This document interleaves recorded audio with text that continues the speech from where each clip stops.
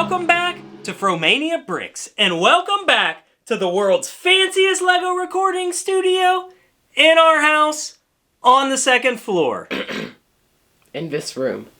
Fact checkers, I forgot, Micah. In this room. Welcome back to the table. We're here to talk about this MOC in front of us today. We received a note not long ago asking that we would share more MOCs. So we're going to do that today and walk you through this MOC that's sitting in front of us. But Micah, before we talk about this MOC, I've got a little bit of a trivia journey for you today. So let's say that there's an airplane flying by and there's 500 bricks on the airplane and one brick falls out. How many bricks are left? In the airplane. In the airplane. 499. Correct. Do you know the 3 steps to put an elephant inside of a refrigerator? No, I actually don't. Open refrigerator door, put elephant in, close refrigerator door. Do you know the 4 steps of putting a giraffe in a refrigerator? Open refrigerator door, bend his neck in, put him in, close refrigerator door. It was a good guess. Open refrigerator door, remove elephant, put giraffe in refrigerator, close door. So a lion was throwing a party for all of his buddies at the jungle. Yeah. One animal didn't make it to the party. Do you know who it was? It was 2. It was the elephant and the giraffe. Just the giraffe, because he was still in the refrigerator. So, Sally went to the jungle, and she was walking through the jungle, and she came upon this raging river, and there was no bridge, and there was no path around it, and it was crocodile-infested waters, known crocodile-infested waters. She swam across the river, and no crocodiles bit her. How come? I don't know. The crocodiles were all at the lion's birthday party. But Sally still died. Brick hit her in the head. A brick hit her in the head. Good job. 200 pounds of bricks versus 200 pounds of feathers. Which is heavier? They're the same weight. Both are 200 pounds. No, the feathers are definitely heavier because you have to live with the weight of what you did to those poor birds on your shoulder. Now, the fact that we're starting to share MOCs, and I am one of the first ones to share a MOC, is kind of shameful, because I am sitting by the master MOC builder extraordinaire, Micah Froman! And right below this room is the second master MOC builder extraordinaire, Caleb Froman! And then you've got me, who puts bricks together and tries to do stuff with them. But we're going to start with one of my MOCs today, and I'm going to tell you why. At the end of a lot of our videos, we tell people to go do stuff with the bricks in their hands, right? Mm-hmm. We tell them to make friends and relationships. We tell them to go out there and build beauty. And what else do we say to do? To tell stories. To tell stories. We say to use these bricks to tell stories. And that is what I've done with this MOC in front of us today. So it is lackluster in design, but it is rich and vibrant in story. And we wanted to take a moment and turn on the camera to share a story with you about something that is going on the other side of the world from the United States of America that you may have never heard of. And hopefully it will provoke you in a way to do something beautiful with bricks as well. You see, that's what this is made of at the end of the day, right? What is this right here, Micah? It's a little Lego brick. It's a little Lego brick, and in fact, it's actually a little masonry brick. It is a brick.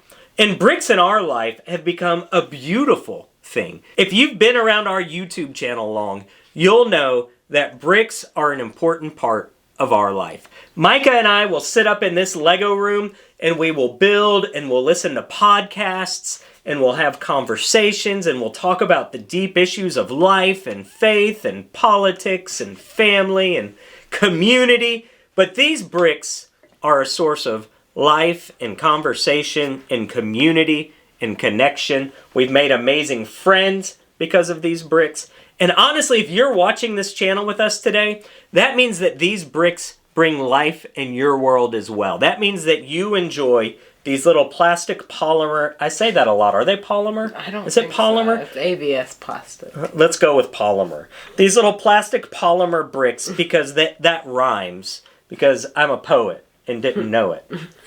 I can make a rhyme anytime. It ends there. These bricks bring life and joy.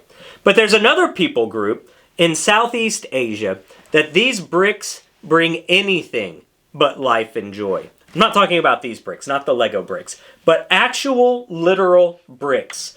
They are a source of bondage, a source of pain, and a source of frustration. You see, all throughout Southeast Asia, there are millions of people, men, women, children, grandparents, aunts, uncles, all trapped in the bondage of slavery because of these little bricks. In fact, we have heard that there are more slaves alive today in Southeast Asia than in the entire European slave trade. Almost 2.5 million people. That is mind-blowing. That in a modern era with modern people that have modern rights, there are 2.5 million people at minimum trapped in slavery. That's boggling, and you're probably wondering, how does that even happen? So that is the story I want to tell. In front of you, you are looking at the mock of a brick kiln. This brick kiln is basically a prison to countless families. And in a minute, I'm going to talk through what all of this represents. But before I do, I want to talk about how a family winds up in a brick kiln. And it might not be the way that you think. Micah, let's say that you're out playing the stick and ball sports, right? You love sports, right? No. Go sports team. So Micah is out in the backyard with his hockey stick, and I have a tennis ball that I'm pitching to Micah, and he swings the hockey stick, and he hits a home run three-pointer into the back net. So he's running around the bases, and he trips, and he falls, and he breaks his arm. Ouch. Ouch. First response is ouch. If you live in a nation like this one in Southeast Asia, chances are you do not have a lot of money at your disposal. Micah, your broken arm from the stickball sports is going to cost me maybe $200 to fix. But I want to fix your arm because you're my son, right? I don't want you to not have an arm. I want to fix this arm. So, I don't have the money. I go to a brick kiln owner, someone who is a businessman that owns brick kilns in this nation. And I say, hey, I need, what was it, $200? $200. $200. $200. Can I take out a loan for $200? Mr. Nice Brick Kiln owner, being the philanthropic, kind businessman that he is, it's like, sure, I'll loan you $200. Just sign this little piece of paper. I sign the piece of paper. I take the $200. I take Micah to the doctor. The doctor fixes Micah's arm up. Now he can get back to playing his stickball sports. He's all mended and healed up. It comes time for me to pay this nice philanthropic business owner. I don't have the money. Remember, I don't have a lot of funds. That's why I had to borrow it to begin with. I default on that loan. That little piece of paper that I signed actually now means that I am property of the brick kiln owner until I can pay off my $200 debt. Not only am I property, Micah, with your nice healed arm that's been taken care of, you're making bricks with me. Mommy and Caleb, who had nothing to do with this, they're coming and making bricks too. But that's okay. It's just $200. How many bricks could you have to make to pay off $200? Here's the problem. When I work at the brick kiln, I also have to live at the brick kiln. And this house is not free. Mr. Brick Kiln owner is actually charging me to live in this house. And he's charging me for the bread that we're going to eat. And he's charging me for anything that we need while we're at this brick kiln. So the problem is now my debt is growing. $200 turns into $300, turns into $400, turns into $500, and I am now making bricks, working towards a debt that will never be paid off.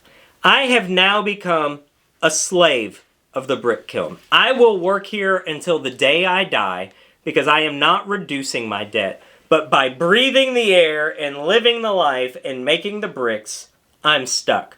Not only me, but Micah, you're building bricks with me. And here's the hard part. One day I'm going to die. Did you know that? One day I'm going to die. I don't like to think about that. I know. I don't either. But one day... Maybe Jesus will come back before any of us. He could come back and us not die. If not, death is coming to all of us. But when I die, hey bud, I'm leaving you a gift. You know what that gift is? My brick kiln debt. You now inherit your father's debt. And this is how 2.5 million people have become trapped in slavery in Southeast Asia. So what I have built here is a MOC to represent the plight of these people. This is not a hopeless situation though. So after I talk about the MOC, I'm going to give you guys a little bit of hope for the story of our friends in the brick kilns, as well as one that relates to our own lives as well. So in the middle of this set here, you'll see this brick kiln. This is where the mud and dirt that's packed together gets baked. Now, in Southeast Asia, these brick kilns are tall cylinders that are just looming and ominous. I'm not that good of a builder, so I built this cute little brick kiln here. I did it in a dark red to give it kind of an ominous, foreboding look. You'll see overall, it's just a destitute, brown little scene. These men and women and kids are trapped by the bricks that they've built. You'll see there's a little boy here. That is because it doesn't matter your age. If you can walk and move your hands, you are building bricks. In the back corner, the mom of the family is also building bricks. I say building, packing this mud to make bricks. You have the dad here who probably has the most strength, who's scooping bricks in and out of the kiln. In the back is this reminder of their bondage, and there's chains and bricks and tools that they work with. In the back corner on this side is a dead tree, because seemingly all life is dead. There is no opportunity for life and growth. There's a little pig that's walking around. This pig is walking around leaving a mess because this is a messy situation. You'll see this little shack here. It is just a little one-room house that inside of it there's some pots and pans, there's 3 little pillows, and there's a Bible. There's a Bible because some of the families that are trapped in slavery are also Christian families. And if they are Christian in a nation of Islam, they will face even harder persecution and be tortured and beaten and abused because of their belief. Now, don't get me wrong. This is bad whether you're Islamic or Christian, and families in slavery should not be in slavery. But for the Christian families, the weight is even harder. So I put a little Bible in here to represent the weight that they carry. And at the front of the MOC here, this little angry Lego guy that I have grown to hate in life, every time I look at this little Lego guy, I get a little more angry, is the brick kiln owner. He is the one that is keeping this family in bondage. But I gave this MOC a particular name. Micah, do you remember the name that I gave this MOC? Hope blooms. Hope blooms. You see, you look at this and you're like, there is nothing blooming in this MOC. There's nothing alive other than the little chicken and the little pig. Nothing good happening in this. Except when you look right out front here, there's a little flower that's beginning to bloom. And this flower is blooming by this other minifig with a money bag. You see, we've connected with this organization group movement called Operation Freedom.